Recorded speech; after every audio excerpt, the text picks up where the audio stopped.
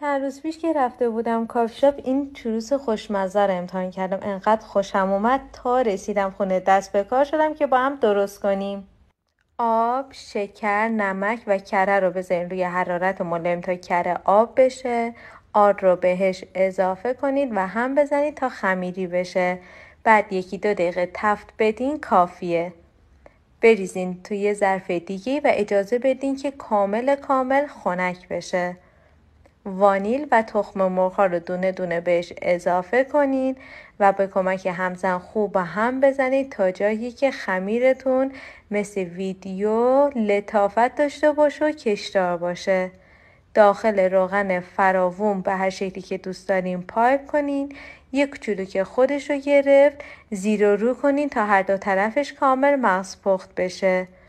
بعد اینکه روغنش رفت داخل شکر بغلتونین.